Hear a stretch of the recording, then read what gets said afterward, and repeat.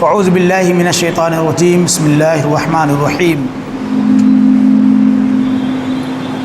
یا ایہا الناس قد جاءتکم موعظۃ من ربکم وشفاء لما فی الصدور وہدی ورحمۃ للمؤمنین قل بفضل اللہ وبرحمتہ فبذلک فلیفرحوا هو خیر مما یجمعون صدق اللہ مولانا العظیم وبلغنا رسولہ النبی الامین المتین المبین الکریم ونحن علی ذلک لمن الشاہدین والشاکرین والحمد للہ رب العالمین۔ بارگاہ رسالت والی رسالت میں نہایت ہی خلوص و محبت کے ساتھ درود پاک کا نذرانہ عقیدت پیش کر لیجئے۔ پڑھیے اللہم صلی علی سیدنا مولانا محمد معدن الجود والکرم منبع العلم والحلم والحکم صلاۃ و سلاما علیک یا رسول اللہ صلی اللہ تعالی علیہ وسلم۔ محترم سامعین، آج میں نے آپ کے سامنے گفتگو کرنے کے لیے قرآن مقدس کی 2 آیتوں کا انتخاب کیا ہے۔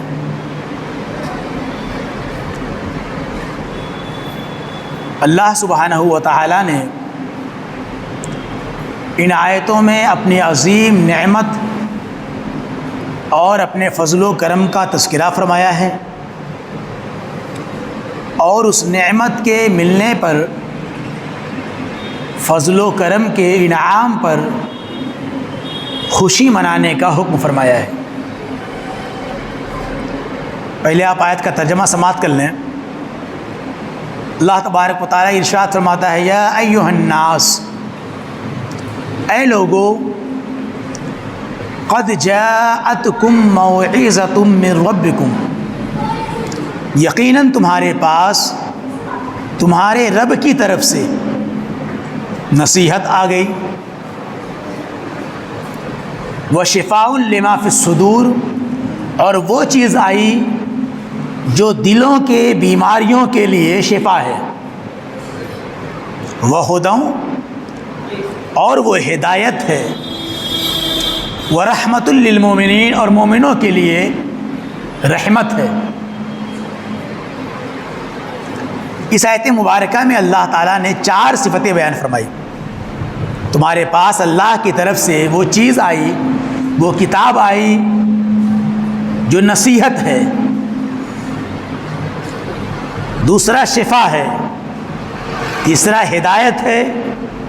اور چوتھا رحمت ہے۔ مفسرین اکرام نے فرمایا کہ اس آیت مبارکہ میں یہ 4 صفتیں اللہ نے بیان فرمائی، یہ چاروں صفتیں قرآن مقدس کی ہیں کہ تمہارے پاس محمد رسول اللہ صلی اللہ تعالی علیہ وسلم پر اللہ نے جو قرآن نازل کیا ہے، وہ قرآن نصیحت بھی ہے، شفا بھی ہے، ہدایت بھی ہے، اور رحمت بھی ہے۔ قل بفضل اللہ، آپ فرما دیجئے کہ اللہ کے اس فضل پر، اللہ کے فضل و کرم پر، وبرحمتہ، اور اس کی رحمت پر، فبذالک فلیفرحوا، بعض مفسرین نے اس کا ترجمہ کیا کہ اللہ کے فضل کی وجہ سے انعام جو ملا ہے، کہ اللہ کے فضل کی وجہ سے اور اس کی رحمت کی وجہ سے ہے، فبذالک، تو اس فضل و رحمت پر فلیفرحوا، خوشیاں مناؤ، خوش ہو، خوشی کا اظہار کرو۔ هو خیر مما یجمعون، یہ خوشی کا اظہار کرنا ان تمام مالوں سے بہتر ہے جن مال و اسباب کو تم اکٹھا کرتے ہو، جمع کرتے ہو۔ اس آیت میں اگر آپ غور کریں تو قرآن کو اللہ نے نصیحت بتایا، شفا بتایا، ہدایت بتایا، رحمت بتایا۔ اگر کوئی انسان بیمار ہوتا ہے تو اس کے ساتھ ایک ماہر ڈاکٹر جو معاملہ کرتا ہے، وہ پہلی چیز تو یہ ہے کہ اسے ہر ایسی چیز سے منع کیا جاتا ہے جو اس کے مرض کو بڑھا دے، اور دوسرا اس کو ایسی چیز کے استعمال کا حکم دیا جاتا ہے جو اس کے مرض کے اندر کمی پیدا کرے، یا جس کی بنیاد پہ مرض ہوا ہے اس بنیاد ہی کو ختم کر دے۔ یہ قرآن مقدس محمد رسول اللہ صلی اللہ تعالی علیہ وسلم کے ذریعے اللہ نے ہمارے سامنے پیش کیا۔ اس قرآن کے اندر کچھ ایسے احکام ہیں جن کو ہمارے لیے کرنا ضروری ہے، اور کچھ ایسے احکام بھی دیے گئے ہیں جس کے اندر ہمارے لیے کچھ کاموں سے رکنا ضروری ہے۔ اسی قرآن میں نماز کا حکم ہے، ایمان کا حکم ہے، زکوٰۃ کا حکم ہے، اعمال صالحہ کا حکم ہے، یہ کرنے کی چیز ہے۔ اور اسی قرآن میں چوری سے منع کیا گیا، شراب سے منع کیا گیا، جوا سے منع کیا گیا، دھوکے سے منع کیا گیا، خیانت سے منع کیا گیا۔ یہ انسان کو برباد کرنے والے کام ہیں۔ ایک بہترین انسان ہونے کے لیے قرآن مقدس کی آیات کے اندر جن احکامات پر عمل کرنے کا آرڈر ہے اس پر عمل کرنا، اور جن سے بچنے کا حکم ہے اس سے بچنا ہمارے لیے ضروری ہے۔ تبھی ہمارے دلوں کو شفا ملے گی، ہمارا کفر و شرک، گمراہی، بدعقیدگی، بدعمالی، بد کرداری تبھی دور ہو سکتی ہے جب انسان قرآن مقدس کے احکام پر عمل کرے۔ اور یہ بہت بڑی نعمت ہے۔ اللہ نے فرمایا اس نعمت کو پا کر، اور صاحب نعمت یعنی قرآن جس پر نازل کیا گیا ہے محمد رسول اللہ صلی اللہ تعالی علیہ وسلم، ان کو پا کر کے خوشی کا اظہار کرو۔ آج اس مبارک مہینے میں، جس مہینے میں اللہ کے رسول تشریف لائے، ہر انسان اپنی حیثیت سے خوشی کا اظہار کرتا ہے، لیکن چند باتیں جو میں آپ کے سامنے بیان کر کے جاؤں گا وہ یہ ہے کہ ہمیں یہ جاننے کی ضرورت ہے کہ خوشی کا اظہار اللہ کے رسول کی آمد پر، قرآن کے ملنے پر انسان کو کیسے کرنا چاہیے۔ خوشی کا اظہار انسان کرے کیسے، خوشی کا اظہار ہم سے ہو کیسے، اس کو سمجھنے کی ضرورت ہے۔ ہم یہ سمجھتے ہیں کہ اظہار خوشی صرف زبان سے اظہار کا نام ہے، چہرے پہ مسکراہٹ کا نام ہے، کمکمے لگانے کا نام ہے، جھنڈے پھہرانے کا نام ہے۔ بلا شبہ یہ بھی خوشی منانے کا ایک طریقہ ہے، لیکن خوشی منانے کا ایک طریقہ یہ بھی ہے کہ آپ صلی اللہ تعالی علیہ وسلم کی آمد پر جس طرح سے آپ خوش ہیں اسی طرح سے آپ لوگوں کو خوش بھی کریں۔ جس طرح سے آپ کو راحت مل رہی ہے ایسے ہی لوگوں کو آپ راحت بھی پہنچائیں۔ وہ خوشی نہیں ہوتی جس میں انسان اپنی خوشی کو بانٹے نہ۔ اگر آج ہمیں اس بات کی مسرت ہو کہ ہمارا بیٹا حج کر کے آیا ہے، خوشی کا موقع ہے، تو ایسے موقع پر ہم بہترین انتظام کرتے ہیں، لوگوں کو کھلانے کا، پلانے کا اہتمام کرتے ہیں، اور سب سے بتاتے ہیں کہ دیکھو تمہاری دعوت ہے، میرا بیٹا حج کر کے آیا ہے، کیا میرا بیٹا کسی اچھے امتحان میں کامیاب ہو جائے تو لوگوں کو ہم دعوت دیتے ہیں کہ میرا بیٹا اچھے امتحان میں کامیاب ہو گیا، خوشی کا موقع ہے ہمارے لیے۔ تو میرے بھائیوں، اس مبارک مہینے میں اللہ کے رسول تشریف لائے تو ہمارے کردار میں کچھ بدلاؤ تو آنا چاہیے، ہمارے اعمال میں کچھ تبدیلی آنا چاہیے، جس سے معلوم ہو کہ یہ خوشی کا اظہار کر رہا ہے۔ اللہ کے رسول صلی اللہ تعالی علیہ وسلم کی آمد پر اگر ہم کچھ غریبوں کو کھانا کھلا دیں، کچھ بھوکوں کی بھوک مٹا دیں، کچھ یتیموں کے سر پر ہاتھ پھیر دیں، کچھ بیواؤں کا سہارا بن جائیں، کچھ غم میں ڈوبے ہوئے لوگوں کا غم دور کر دیں،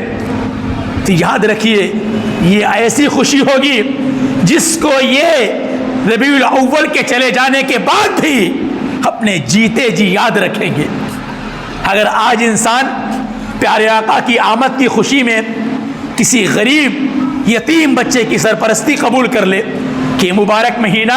اللہ کے رسول کی آمد کا مہینہ ہے، پیارے آقا تشریف لائے، رحمت والے نبی تشریف لائے، میں اللہ کے رسول کی آمد کی خوشی میں اس یتیم کی کفالت کر رہا ہوں، اس کی پڑھائی کا انتظام کر رہا ہوں، اس کی پریشانی کو دور کرنے کا اہتمام کر رہا ہوں، اور وہ یتیم بچہ ہماری اس چھوٹی سی قربانی سے پڑھ کر کے حافظ قرآن ہو جائے تو مرتے دم تک اسے یہ یاد رہے گا کہ اللہ کے رسول کی آمد پر میری کفالت کی گئی تھی اور میں حافظ قرآن بن گیا۔ اگر کوئی ڈاکٹر ہے، اس کے پاس امیر لوگ بھی علاج کے لیے آتے ہیں، غریب لوگ بھی علاج کے لیے آتے ہیں، محتاج لوگ بھی علاج کے لیے آتے ہیں۔ اللہ کے رسول کی آمد کی خوشی میں 1 مہینہ نہ کر سکے، 12 دن بھی نہ کر سکے، 2-4 دن ان غریبوں کا مفت علاج کر دے اور بتا دے کہ ہمارے آقا اس مبارک مہینے میں تشریف لائے ہیں، رحمت والے نبی تشریف لائے ہیں، ان کے صدقے میں، ان کی آمد کی خوشی میں تمہارا علاج مفت کیا جائے گا۔ جو مریض آپ کے مفت علاج سے شفا پائے گا، جب بھی اپنے آپ کو دیکھے گا تو اس کو نبی کی یاد آ جائے گی کہ اللہ کے رسول کی آمد کی خوشی میں میرا مفت علاج کیا گیا، مجھے شفا ملی۔ اس کا وجود اللہ کے رسول کی آمد کی یاد منائے گا۔ آپ دکاندار ہیں، سامان فروخت کرتے ہیں، آپ کے پاس امیر بھی آتے ہیں، غریب بھی آتے ہیں، آپ کے پاس یتیم بھی آتے ہیں، بیوائیں بھی آتی ہیں، مساکین اور محتاج بھی آتے ہیں۔ اس مبارک مہینے میں کسی بیوہ کو راشن مفت میں آپ دے دیں، کسی یتیم کے گھر کا سامان مفت میں آپ دے دیں، کسی محتاج کے گھر کا سودا مفت میں آپ دے دیں، تو یاد رکھیے یہ مہینہ تو چلا جائے گا، لیکن پورے سال اس بیوہ اور یتیم کو ربیع الاول کے آنے کا انتظار رہے گا۔ اس مبارک مہینے میں اللہ کے رسول کی آمد کی خوشی میں میرے بچوں کو مفت میں راشن ملا تھا۔ آپ کی خوشی اس کے ساتھ بٹ جائے گی اور وہ بھی خوشی میں آپ کے ساتھ شریک ہو جائے گا، وہ بھی راحت میں آپ کے ساتھ شریک ہو جائے گا، آپ اس کا سہارا بنیں گے۔ اللہ کے رسول صلی اللہ تعالیٰ علیہ وسلم خوش ہوں گے، اللہ کے رسول راضی ہوں گے۔ کسی بیوہ کا سہارا بننا، کسی یتیم کا ہاتھ پکڑنا، کسی بھوکے کو کھلانا، کسی پیاسے کو پلانا، یاد رکھیے اللہ کے رسول کو بہت خوش کرتا ہے۔ اللہ کے رسول بہت خوش ہوتے ہیں، یہاں تک کہ میرے آقا نے فرمایا اگر کوئی کسی یتیم کی کفالت کرتا ہے تو کل جنت میں میرے ساتھ اس طرح سے ہوگا جیسے میری انگلیاں بالکل قریب قریب ہیں۔ اللہ کے رسول نے اشارہ کر کے فرمایا کہ یتیم کی کفالت کرنے والا جنت میں میرے اس طرح ساتھ ہوگا۔ کس طرح ساتھ ہوگا؟ صحابہ کرام رضوان اللہ تعالی علیہم اجمعین کی زندگی کا مطالعہ کریں، آپ دیکھیں کہ اللہ کے رسول صلی اللہ تعالیٰ علیہ وسلم کے نقش قدم پر چل کر انہوں نے اپنے آپ کو لوگوں کے لیے فائدہ مند بنا رکھا تھا، راحت کا سامان ہو گئے تھے، نفع کا سامان بن گئے تھے۔ آج ہم اپنا جائزہ لیں، ہمارے گھروں میں خوشیاں ہیں، ہمارے گھروں میں راحت ہے، ہمارے گھروں میں چین ہے، لیکن اگر ہمارے بغل میں کوئی ایسا پڑوسی ہے جس کے بچے بھوک سے بلک رہے ہیں، کوئی ایسا ہے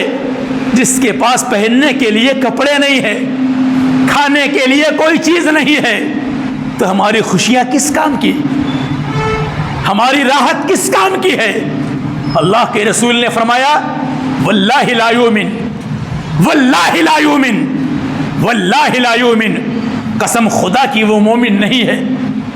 قسم خدا کی وہ مومن نہیں، قسم خدا کی وہ مومن نہیں۔ 3 بار اللہ کے رسول نے قسم کھائی، اس کے بعد فرمایا جو پیٹ بھر کے کھائے اور سو جائے اس کا پڑوسی بھوکا ہو، قسم خدا کی وہ مومن نہیں ہے۔ اپنا ہم جائزہ لیں،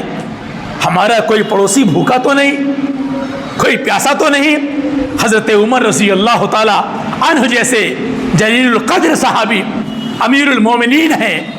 وقت کے امیر ہیں، رات میں جب لوگ سوتے ہیں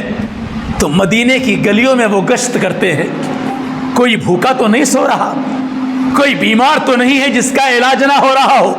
کوئی پریشان تو نہیں جس کی پریشانی دور نہ کی جا رہی ہو۔ ہم اپنے آپ سے پوچھیں، اللہ کے رسول صلی اللہ تعالیٰ علیہ وسلم پر ایمان لانے والے، آقا سے محبت کرنے والے، آقا کی سنتوں پر چلنے کا دم بھرنے والے، اپنے آپ سے پوچھیں کہ ہم نے بھی کوئی ایسی رات گزاری جس رات میں ہم گلیوں میں ٹہل کر غربا اور مساکین اور محتاجوں کی دستگیری کے لیے نکلے ہوں؟ کہ ہم نے کوئی ایسا دن گزارا جس دن ہم یتیموں اور بیواؤں کے سہارے کے لیے نکلے ہوں، محتاجوں کا سہارا بننے کے لیے نکلے ہوں؟ اللہ کے رسول صلی اللہ تعالی علیہ وسلم نے ارشاد فرمایا واللہ فی عون العبد ما کان العبد فی عون اخیہ، جب کوئی انسان اللہ کے بندوں کی مدد میں لگتا ہے تو اللہ تعالیٰ اس کا مددگار ہو جاتا ہے۔ اللہ کے رسول سے پوچھا گیا یا رسول اللہ ای الناس احب الی اللہ، اے میرے آقا وہ کون سا بندہ ہے جسے اللہ تبارک و تعالیٰ اپنا محبوب بنا لیتا ہے؟ وہ کون سا بندہ ہے جس سے اللہ تعالیٰ سب سے زیادہ پیار کرتا ہے، بہت محبت کرتا ہے؟ تو میرے آقا نے ارشاد فرمایا احب الناس الی اللہ انفعہم للناس، اللہ کی بارگاہ میں سب سے پسندیدہ بندہ وہ ہے جو اللہ کے بندوں کو سب سے زیادہ فائدہ پہنچانے والا ہو، نفع پہنچانے والا ہو۔ آقا صلی اللہ تعالی علیہ وسلم پورے عالم کے لیے رحمت بن کر تشریف لائے، پورے عالم کے لیے سراپا نفع بن کر کے آئے۔ آپ کی بارگاہ میں جس نے بھی دامن پھیلایا اللہ کے رسول نے اسے مایوس نہ کیا۔ کسی نے دنیا کی دولت مانگی تو اسے دنیا کی نعمت ملی، آخرت کی کامیابی مانگی تو اسے آخرت کا انعام ملا۔ ہم اللہ کے رسول کے غلام ہیں، پیارے آقا کے امتی ہیں، آپ کی محبت قدم بھرنے والے ہیں۔ ہماری بھی ذمہ داری ہے کہ اپنے آپ کو ایسا بنائیں، اپنے آپ کو ایسا بنائیں کہ ہمارے پاس کوئی بھی محتاج آئے، کوئی بھی غریب آئے، کوئی بھی یتیم آئے، کوئی بھی بیوہ آئے تو محروم ہو کر نہ لوٹے، اس کا دامن ہم بھریں۔ آج ہم کسی کے دل کو خوش کریں گے، مدینے والے آقا ہم سے خوش ہوں گے۔ آج ہم کسی کا ساتھ دیں گے، کل میدان محشر میں اللہ کے رسول ہمارا ساتھ دیں گے۔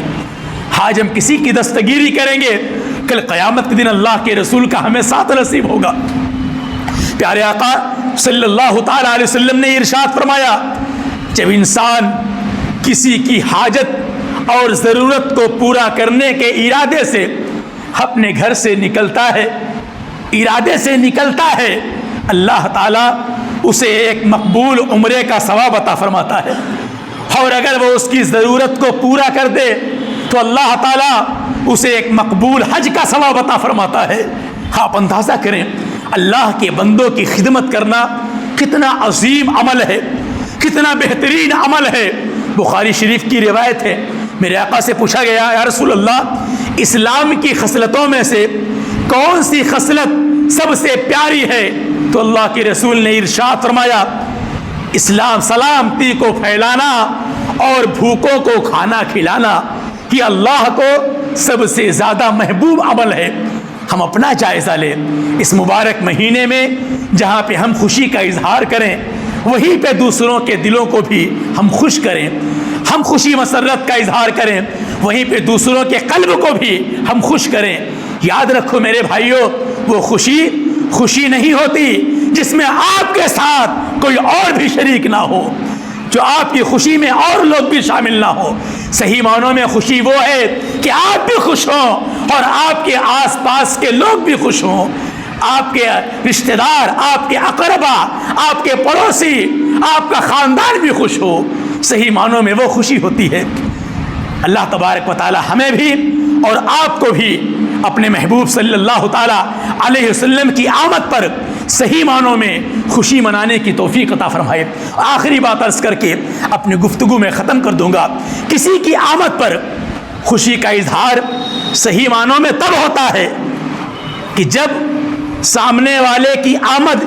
جس مقصد کے لیے ہوئی ہے اس مقصد کو اپنے اندر اتار لیا جائے، ہے کہ نہیں؟ صحیح معنوں میں اظہار خوشی یہی ہے کہ آپ اگر کسی کے گھر گئے وہ خوش ہے کہ نہیں، سب سے بڑی پہچان یہ ہے کہ آپ جس مقصد کے لیے گئے وہ مقصد آپ کا پورا ہو جائے۔ اللہ کے رسول صلی اللہ تعالی علیہ وسلم